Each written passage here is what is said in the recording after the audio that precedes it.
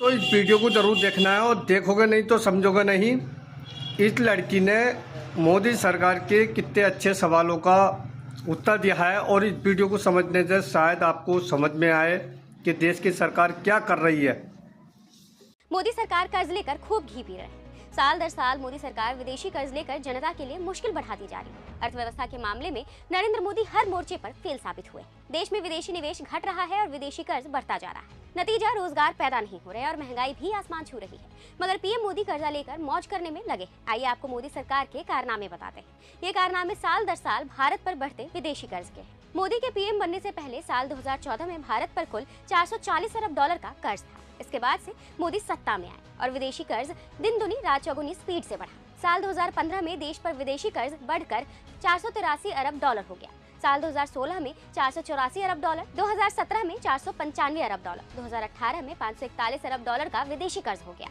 फिर आया साल 2019, मोदी फिर से सत्ता में आए और देश पर कुल विदेशी कर्ज बढ़कर 557 अरब डॉलर हो गया।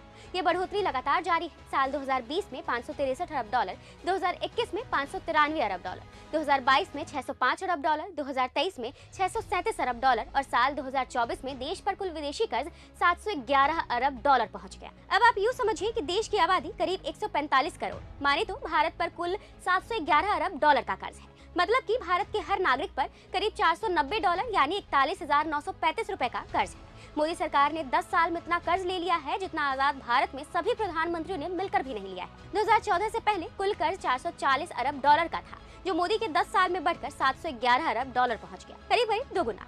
सरकार जो कर्ज ले रही है उसकी कीमत आम आदमी को चुकानी पड़ती है। देश की अर्थव्यवस्था कमजोर होती है, रुपया गिरता है, नई कंपनियां देश में आने से डरती है। इसके अलावा आने वाली पीढ़ियों को बहुत ज्यादा कर्ज चुकाना पड़ता है। विदेशी कर्ज पर ब्याज चुकाने के लिए सरकार जनता पर नित नए टैक्स लगाती है। मतलब साफ है कि जो कर्जा लेकर आज नरेंद्र मोदी घी पी रहे हैं उसकी कीमत आने वाली पीढ़ियों को चुकानी पड़ेगी। तो अगर राजनीति का आज जिक्र किया जाए तो हमारे देश में एक ऐसा माहौल पैदा हो गया कि लोग एक बार एक दूसरे को टॉर्चर कर रहे हैं, एक दूसरे की कमियां निकाल रहे हैं, एक दूसरे के विचारों पे सवाल खड़े कर रहे हैं। तो दोस्तों, सवाल किसी के भी हों, विचार किसी के भी हों, मगर सवाल विचार वही होने चाहिए जो समाज के प्रति होने चाहिए, कमजोर लाचार लोगों के प्रति होने चाहिए और हर किसी के हक के विचार होने चाहिए।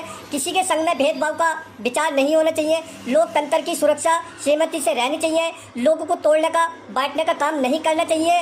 मगर कुछ सरकारें हमारे देश में इस तरीके के व्यवहार पैदा कर रही है, वो देखने में कुछ और, करने में कुछ और, उनकी मन के विचार कुछ और। तो दोस्तों, आज के समय के हिसाब से जो सरकार हमारे देश में चल रही है वो कहीं ना कहीं लोगों को तोड़ने का काम कर रही है।